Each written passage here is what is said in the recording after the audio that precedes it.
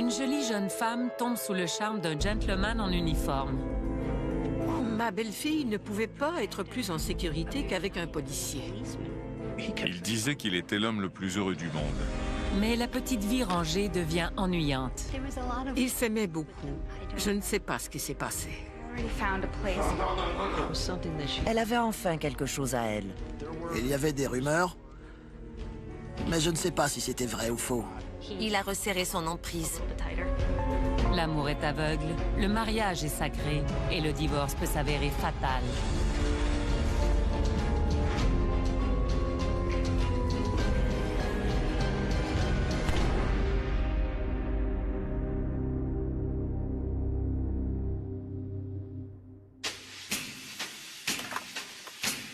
Wyoming, en Pennsylvanie, est la petite ville natale de Carly Bitterman, 18 ans. Elle était drôle et joyeuse. On s'amusait toujours avec elle. On faisait les folles ensemble. C'était une bonne employée. Elle travaillait au rayon de la charcuterie dans l'épicerie. C'était une adolescente normale, sans le moindre souci. Mais Carly a une passion sérieuse. Elle se passionnait pour la justice pénale. You have the right to remain silent. Anything you say can and will be used against you in a court of law. You have the right to remain silent. Anything you say can and will be used against you in a court of law. If you cannot afford a lawyer... Oh, hi, Holly. See you tomorrow. Elle voulait être policière pour aider les gens. Elle avait la compassion nécessaire pour devenir une bonne policière.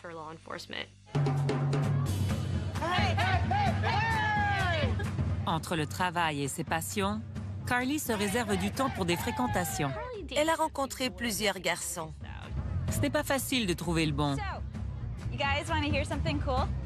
Every year, nearly 80,000 prison inmates spend 23 hours in solitary confinement as a form of torture.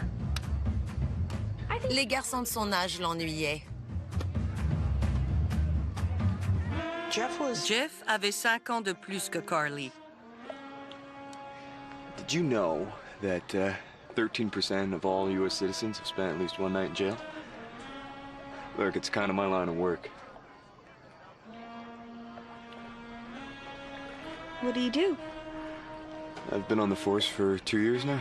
You're a cop. I'm a police officer, yeah. Well then, officer. Take me away. Save me from this party.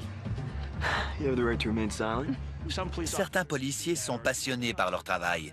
C'était le cas de Jeffrey Dennis. Elle était attirée par son travail. En peu de temps, la relation devient sérieuse. Ils étaient inséparables. Ils allaient au restaurant et au cinéma. Carly cherchait le compagnon idéal et elle est tout de suite tombée amoureuse du grand policier robuste. Il disait qu'il était l'homme le plus heureux du monde avec elle. Peu de temps après, Jeff initie Carly à son passe-temps préféré. Jeff adorait la chasse et il voulait partager sa passion avec Carly. Leur voyage de chasse pouvait coûter jusqu'à 10 000 $ pour un couple. I don't know. Oh my God, he did it! Jeff lui a montré à tirer. La chasse ne l'avait jamais intéressée, mais elle adorait les activités de plein air.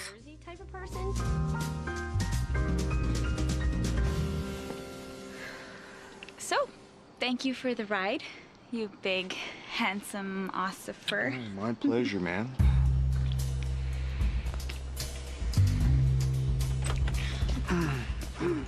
So, what's this? Mom, Dad, this is, Officer Jeff Dennis, sir, and ma'am. Found your daughter collecting cans from neighbors' garbages and thought it was wise to drop her off at home. Il était poli, intelligent et drôle. Il est vite entré dans la famille. Jeff heard lots about you. Why don't you come inside? Carly était en sécurité. Jeff était plus vieux et c'était un policier. Carly est comblée dans sa vie amoureuse, mais sa vie d'étudiante semble moins prometteuse. Elle devait suivre un cours en particulier.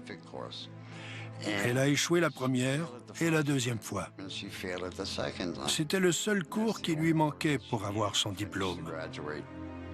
Carly était déçue. Elle voulait ce diplôme. I'm not gonna take it again. Okay. Yeah, it's too embarrassing. I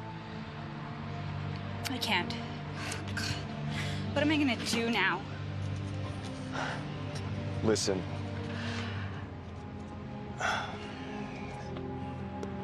They're offering me full-time at work. Why don't you come with me? Really? Yeah. Yes. Yes. Yes, yes. Dropped your coffee. I don't care. I got what I want. Elle a abandonné son rêve. Jeff est transféré au bureau du shérif du comté de Dallas, 30 km plus loin. Carly emménage avec lui. J'étais très heureuse de la voir partir avec lui. Je savais qu'il allait prendre soin d'elle. Ma belle-fille ne pouvait pas être plus en sécurité qu'avec un policier. Ils sont là pour servir et pour protéger. Ça ne pouvait pas être mieux.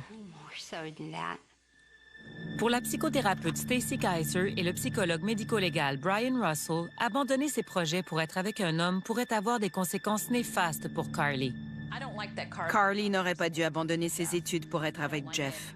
C'est mon avis de psychothérapeute et de mère. Cette jeune femme qui entrevoyait un brillant avenir renonce maintenant à ses passions au profit de l'homme qu'elle aime. Ça pourrait devenir une source de rancune ou même de dépression. À 19 ans, elle abandonne une phase de la vie que beaucoup de jeunes femmes rêvent d'avoir. Poursuivre ses études, avoir une bonne carrière et faire beaucoup de connaissances entre-temps. Jeff et Carly ne sont pas au même niveau d'évolution dans leur vie.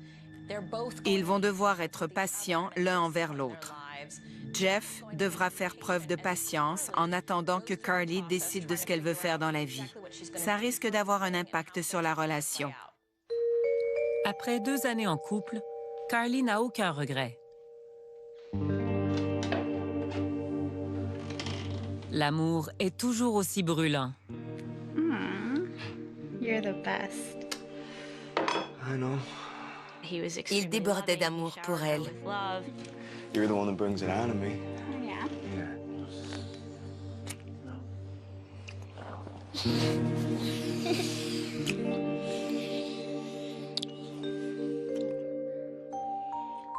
Malgré tout, Carly s'ennuie de ses amis. On se parlait beaucoup, mais on ne se voyait pas souvent. C'était surtout par téléphone et par courriel à ce moment-là. Un jour qu'on sortait entre filles, on est entré dans la voiture et dès qu'on a tourné sur la rue principale, on s'est fait coller par un agent de police. C'était Jeff dans son uniforme de policier. License and registration, please. License and registration, please. Il était très sérieux. Je me demandais ce qui se passait.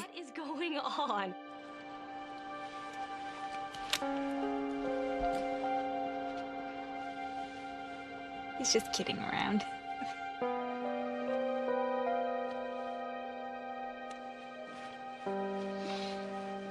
Well, she's got a clean record, so that's good. Il est revenu après 10 minutes pour me dire que mon permis de conduire était en règle et que je n'avais pas de casier judiciaire. Baby, you didn't answer your phone, so I was worried about you. But I'm off shift soon, so why don't you take that cute little buddy of yours home, wait for me, we can hang out, huh? Yeah, we can all hang out. Yeah. On n'avait pas le droit de manger avant qu'il revienne. C'était déconcertant. Isn't he adorable? Yeah, sure. Ce n'était pas charmant, c'était étrange. Pour Carly, c'est une démonstration de son amour pour elle. Et ce ne sera pas la seule. I love your daughter, sir. It's a beautiful ring, Jeff. Jeff nous a demandé la main de Carly. J'étais impressionnée. Les jeunes ne font plus ça de nos jours.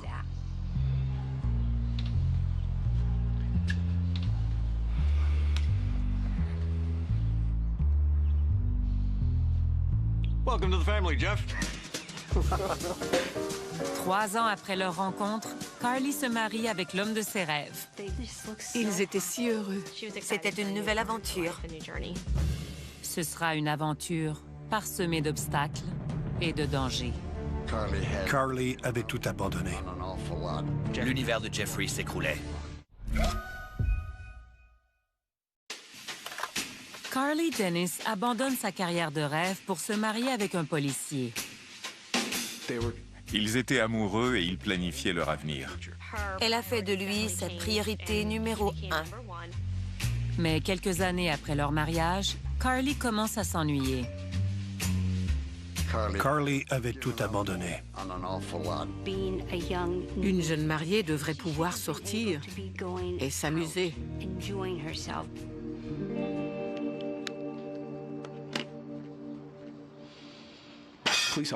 Les policiers doivent souvent faire des heures supplémentaires.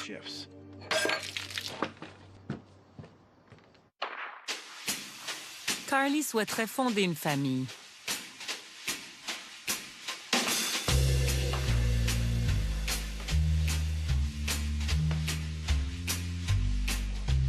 What's up?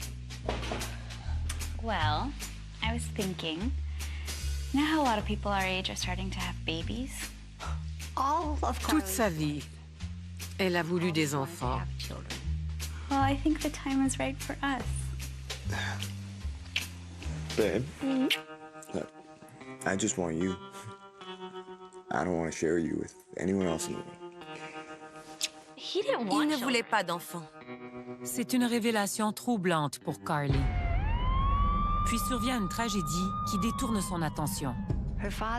Son père a fait une crise cardiaque en août 2003. Jeff la conduit à l'hôpital, mais il refuse de l'accompagner au chevet de son père.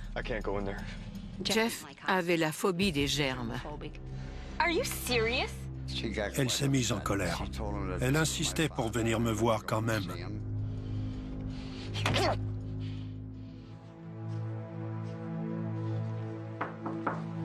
Hi, Dad. Sorry I'm late. So, I saw the doctor and he said the procedure went very well. Sorry. And I spoke to Mom and she said you're gonna be okay, you're gonna go home and you're just gonna work on your diet. Just give me a second, Dad. Carly a dit qu'elle ne voulait pas laisser Jeff seul dans la voiture. C'était enfantin.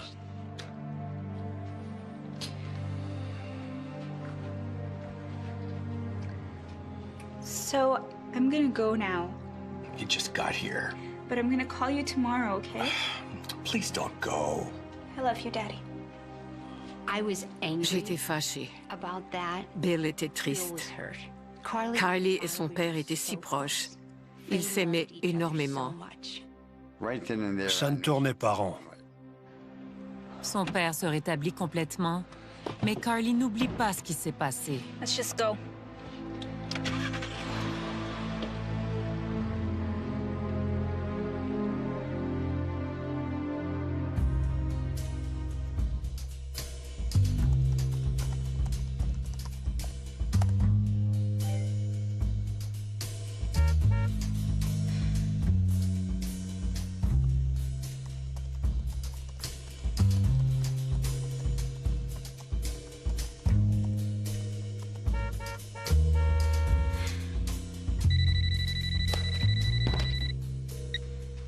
Jeff, I can see you. You don't need to call, too. De l'extérieur, tout semblait bien aller. Mais en fait, Carly ne pouvait rien faire sans Jeff. Il voulait tout contrôler. Hold steady. I know what I'm doing. Ils avaient chacun leur vie, mais les besoins de Jeff passaient en premier. Carly n'avait jamais chassé de sa vie. Et maintenant, elle se retrouvait dans le bois à 4 heures du matin, dans le froid. You want me to reload? What I want is to do my own thing. Carly lui fait savoir qu'elle n'a plus envie de le suivre dans ses passions. Well, let's find you something to do then. Like what? Look, there's an opening at the 911 call center. Really?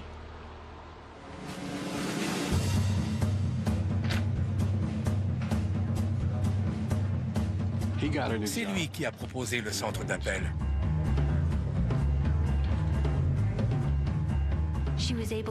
Elle pouvait enfin parler aux gens, s'amuser, rire et être elle-même.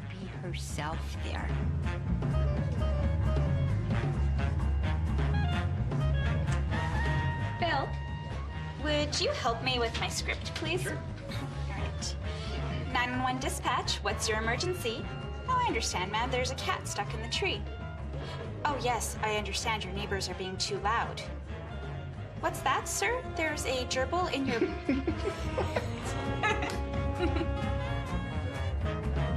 Sir, absolutely. Listen to me. Mais Jeff n'a pas envisagé les conséquences. Carly attire certains regards. Des regards qui ne passent pas inaperçus. Il y avait des rumeurs. C'est une communauté tissée serrée. Les policiers côtoient au quotidien les employés du centre d'appel 911. Thanks, guys.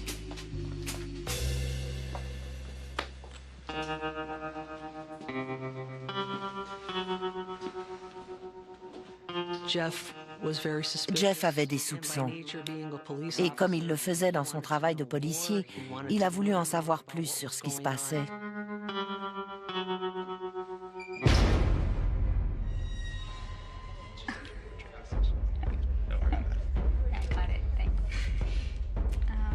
You're a really good teacher. What?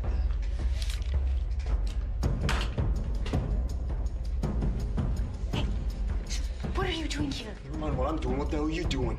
This is where I work. I don't like you talking to other guys like that. You have no right to come in here and talk to me like that. On a des normes en société, mais lui, il ne se gênait pas pour se pointer à son travail. I can talk to whoever I want to talk to. Come on, you can't be doing that. What the hell are you doing in the workplace like that? Ça devait être très humiliant de devoir se disputer avec son mari sur son lieu de travail. C'était une source de tension dans leur relation. Quand deux conjoints se disputent en public, comme Jeff et Carly le font, c'est le signe qu'ils n'ont plus l'intention de cacher les problèmes qu'ils vivent dans leur couple. Ou pire encore, c'est peut-être aussi le signe qu'ils n'en sont pas capables. Le plus inquiétant pour moi, c'est que Jeff est habituellement soucieux de son image. Pourtant, il ne semble pas se rendre compte que cette dispute sur son lieu de travail pourrait affecter négativement sa réputation. Le simple fait de s'emporter devant les autres pourrait avoir des conséquences négatives sur sa carrière. Et maintenant, il va jusqu'à laver son linge sale en public, devant ses collègues de travail. Pour moi, c'est le signe évident d'un redoublement d'anxiété à l'idée de perdre Carly. Quoi qu'il en soit, Carly n'a pas l'intention de quitter son travail ni ses collègues. Il a vu qu'elle n'était plus la même et il a resserré son emprise. She's crazy glued to the chair and she doesn't know what to do. And her students had put her there. It was like some prank. Sorry, I'm gonna take this. Yeah, Jeff, what is it? I don't know, the usual time. Il voulait toujours savoir avec qui elle était et quand elle reviendrait. Elle devait l'appeler tout le temps. Where was I? It was this prank that they always do every year. Sorry. Elle ne pouvait plus vivre une vie normale. Il voulait tout savoir. Quand Jeff Dennis travaillait la nuit, il l'appelait 10 ou 15 fois pour savoir ce qu'elle faisait.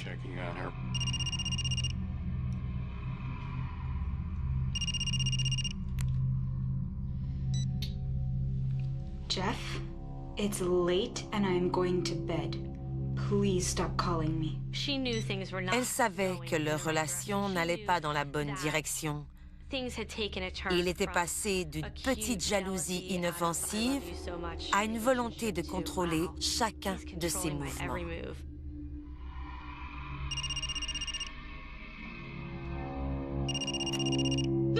Stop calling me!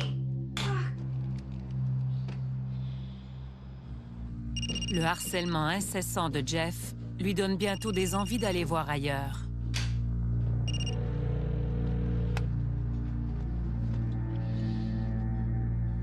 Si c'était une façon pour elle de s'affirmer, ce n'était pas la bonne.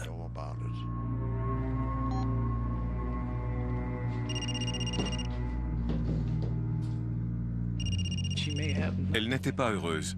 Elle cherchait son bonheur ailleurs. On ne trompe pas quelqu'un juste pour le plaisir de la chose. Elle cherchait de l'aide, mais elle n'en cherchait pas au bon endroit. Une fois qu'on a sauté la clôture, on ne peut plus revenir en arrière. Tout était sur le point d'exploser. J'étais inquiète. Je lui ai dit de faire très attention. Offenser certains téléspectateurs. Ici Jeff Dennis. Carly Dennis a une aventure avec un collègue qui a 7 ans de moins qu'elle. C'était une histoire d'un soir. Ça n'a pas été plus loin.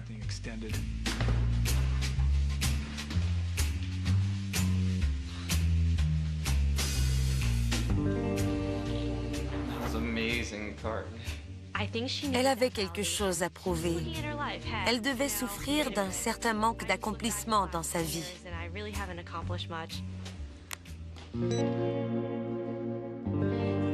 need to go home. Yeah, sure, right? Jeff ignore ce qui s'est passé, mais il soupçonne Carly d'avoir une liaison avec un autre homme. Il se promet de découvrir avec qui elle pourrait le tromper. Il a parlé à ses collègues sur son lieu de travail pour en avoir le cœur net.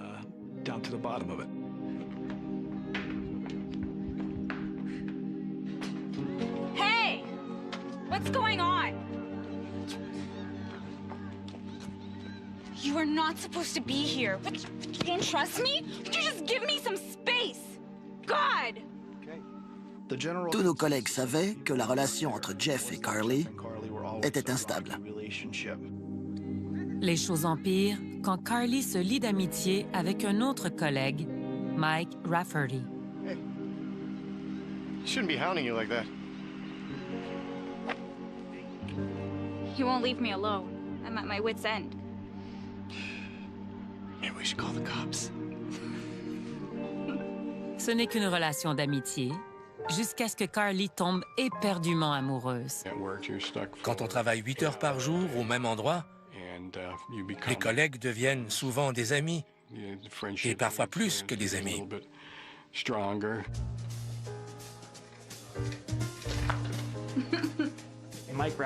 Avec Mike Rafferty, elle pouvait parler de ses problèmes.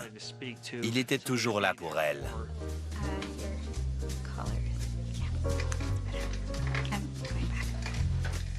Carly garde son amour secret, mais elle ne peut s'empêcher d'en parler avec son amie, Becky. I just can't stop thinking about him.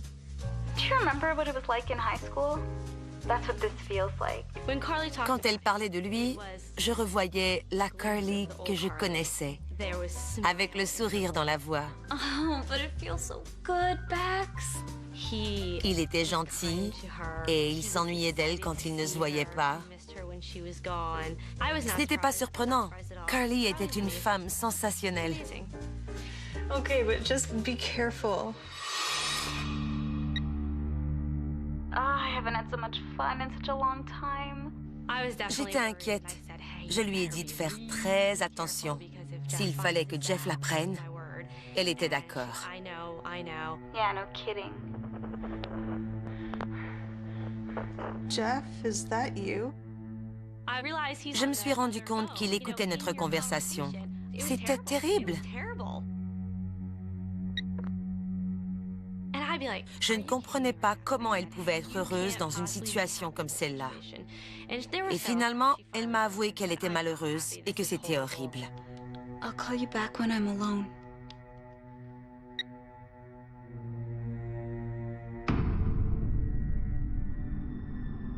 Carly semble avoir développé du ressentiment envers Jeff.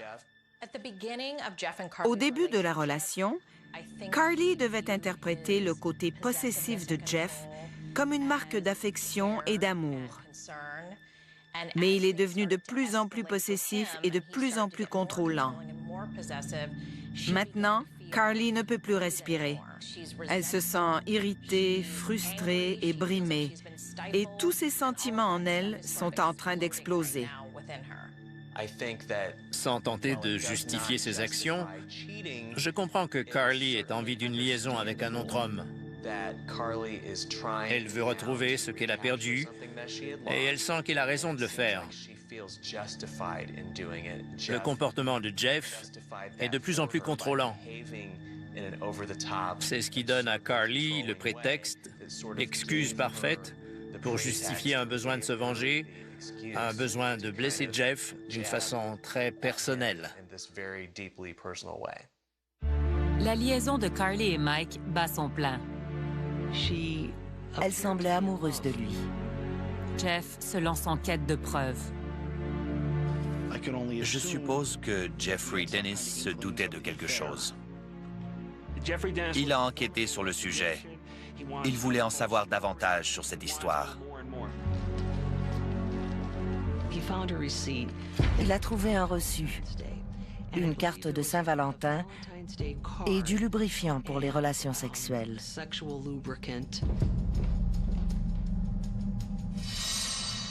What the hell is this? Huh?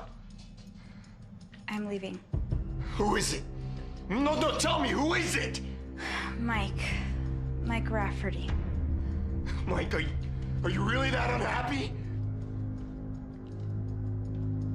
I already found a place. No.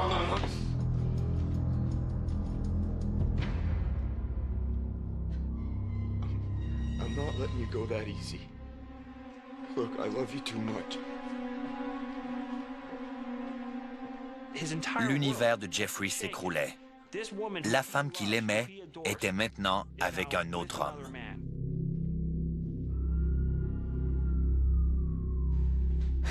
Baby, please don't leave me. Look, if you quit your job, we can start over. Just give me another chance. You owe me that. Le choix n'est pas facile pour Carly. I can't give you what you want, Jeff. Je suis persuadé qu'elle aimait encore Jeff, mais elle avait envie de quelque chose de plus. Elle était déchirée. Elle ne savait pas quoi faire. La réponse est peut-être évidente. C'était un meurtre de sang-froid. Elle voulait être libre.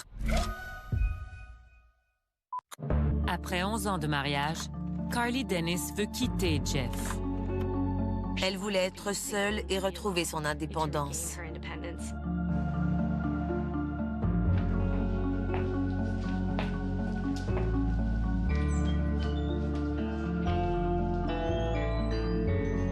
Jeff n'accepte pas le revirement de situation. Jeff a dit à un collègue que tout irait mieux entre eux.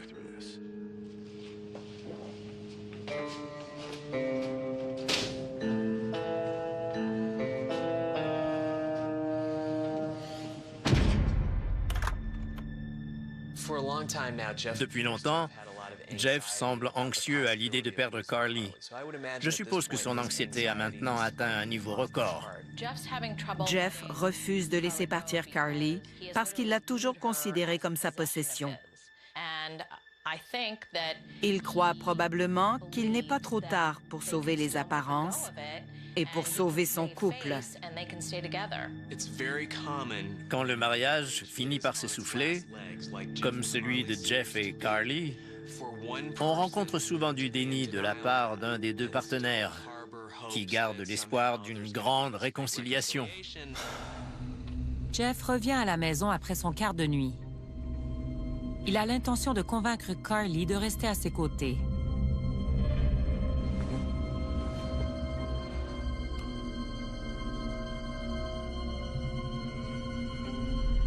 Ni l'un ni l'autre n'aura ce qu'il désire.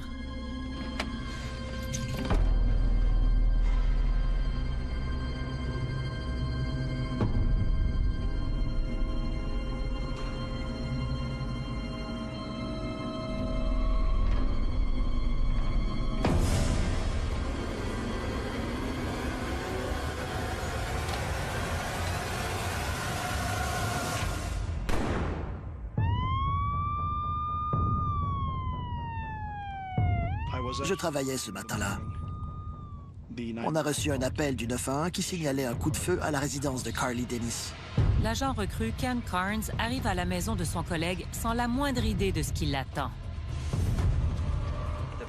La communauté policière est tissée serrée. Ils travaillent ensemble, ils partagent les mêmes locaux, ils font des interventions ensemble. Ken Carnes venait tout juste de sortir de l'académie. Le jeune policier vivra le premier choc de sa carrière.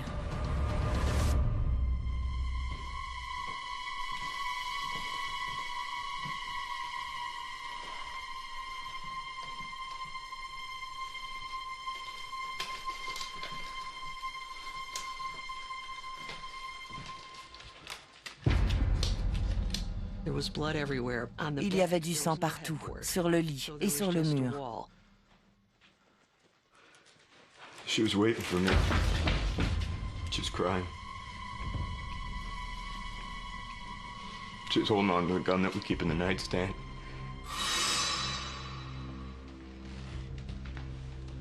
Jeff, I'm so sorry. Jeffrey Dennis est rentré du travail et Carly Dennis l'attendait.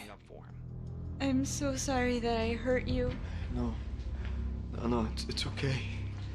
It's okay, hey, we can move past this. We're gonna be okay. No, I screwed everything up. I hurt you so much. D'après Jeffrey, elle aurait tout à coup pris le pistolet qu'il gardait dans la table de nuit.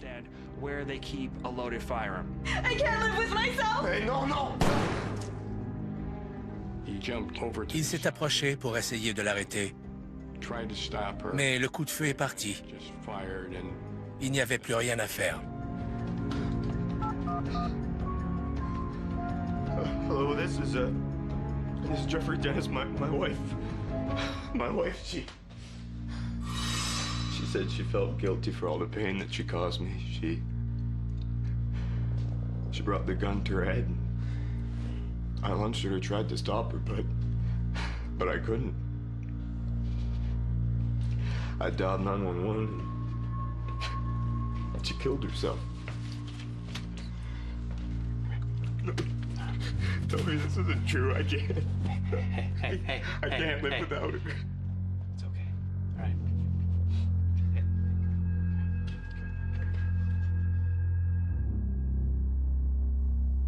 Bill et Sue Bitterman reçoivent l'appel que redoutent tous les parents. La Terre s'est arrêtée de tourner. Pourquoi Carly se serait-elle tuée? Quand on reçoit une telle nouvelle, le cœur s'arrête.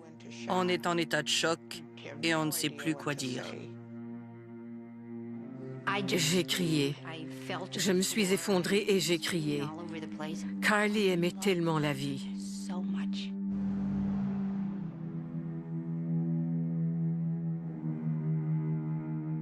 On a tout arrêté, comme on le voit dans les films.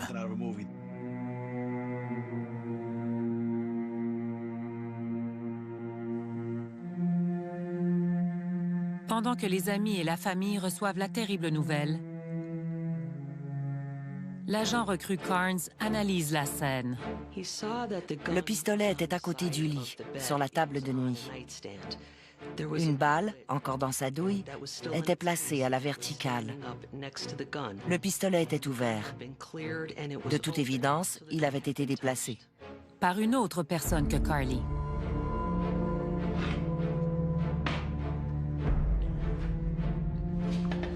Did you move the gun?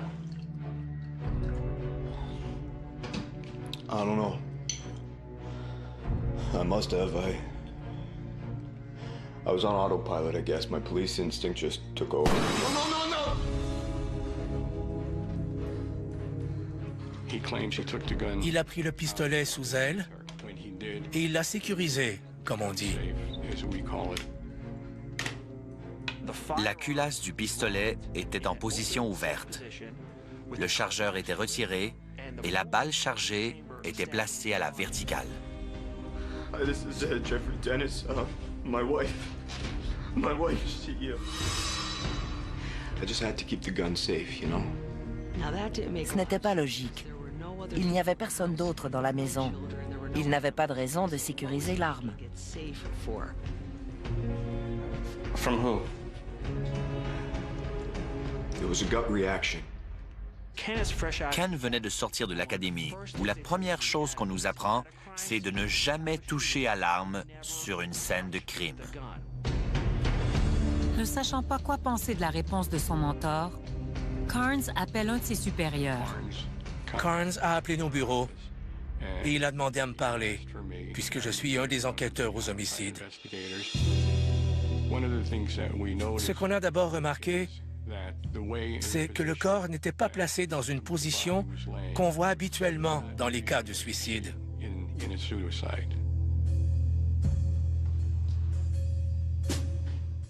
Il y avait aussi des gouttes de sang dans le couloir.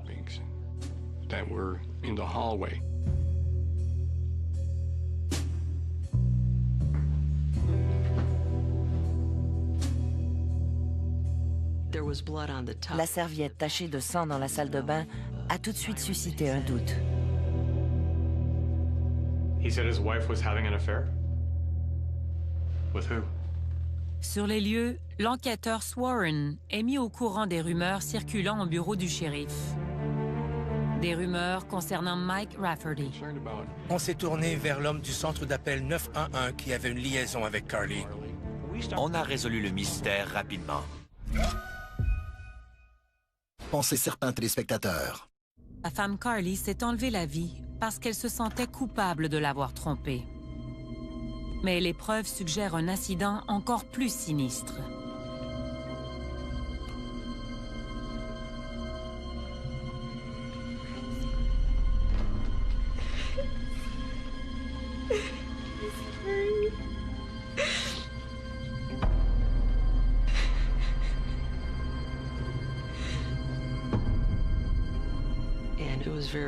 De toute évidence, ce n'était pas un suicide. Alors, qui l'aurait tué? Dans une enquête pour homicide, on envisage toutes les possibilités. N'importe qui dans l'entourage de la victime est un suspect potentiel.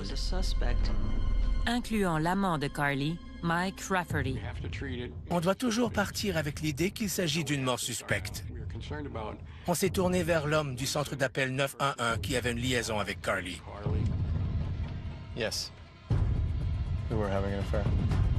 Mike confirme sa liaison avec Carly et ajoute qu'une semaine plus tôt,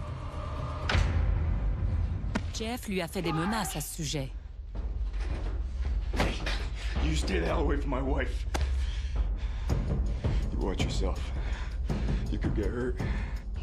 Il a mentionné la mafia. So could she. Il a aussi menacé Carly. Did she seem depressed to you? Did she ever talk about ending it? Rien ne m'a jamais fait croire qu'elle aurait voulu se blesser ou en finir avec la vie. Elle était forte. Elle n'en serait jamais arrivée là. J'en suis certain. Un ami policier a lui aussi des raisons de croire que son collègue est passé dans le camp des criminels.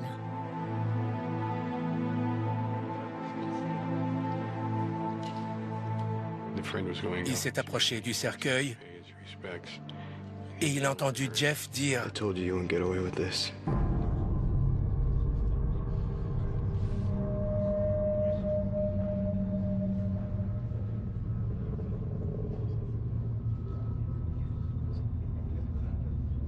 Les traces de sang sur le mur et la position du corps ne sont pas typiques d'un suicide. Monsieur Dennis a dit qu'elle était assise du côté droit du lit qu'elle tenait le pistolet d'une main avec le pouce sur la détente et que le coup est parti avant qu'il ait le temps de s'approcher. Mais l'analyse démontre que c'est impossible. Les analyses de traces de sang révèlent qu'elle avait le visage contre l'oreiller et qu'elle était probablement en train de dormir. Elle avait été déplacée avant l'arrivée de la police. Ce n'était pas un suicide, c'était un meurtre de sang-froid. Une semaine après la mort de Carly, la police se rend chez Jeff. What's up, guys? What are you doing? Hey, what the hell are you doing? Il disait qu'il n'aurait jamais tué Carly. Et pourtant, il l'a fait. Il l'a tuée de sang-froid. Look, I didn't kill her. It was a suicide. I'm one of you guys. You're not one of us. Ils l'ont arrêté pour le meurtre de Carly. I love my wife. Ah, I love my wife. Come on. I'm one of you guys. Come on. Come on, you guys know me. Le 26 février, il aurait pris la décision de la tuer parce qu'elle allait le quitter. Le 26 février, il travaillait de nuit. Habituellement, il rentrait à la maison tout de suite après le travail. Il est resté au poste plus longtemps que d'habitude. Il voulait s'assurer qu'elle serait endormie à son arrivée. Pour faire croire à un suicide, il ne fallait pas qu'elle se débatte ou qu'elle se déplace. C'était peut-être aussi moins éprouvant de la tuer pendant qu'elle dormait.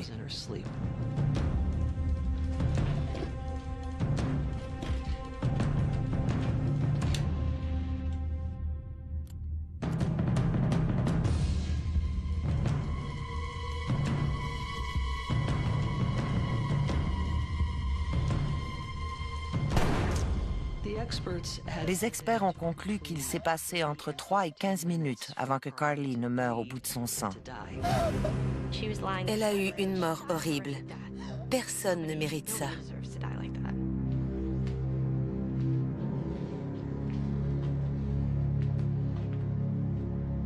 Pendant ce temps, il s'est lavé les mains et il a sécurisé l'arme à feu. Il voulait toucher au pistolet pour expliquer la présence de ses empreintes digitales. Les enquêteurs sont persuadés que Jeff a choisi ce jour en particulier parce qu'il savait qu'une recrue n'oserait pas poser de questions. On est convaincu qu'il a été jusqu'à planifier le meurtre en fonction du policier qui sera en service ce jour-là. Mais son plan échoue.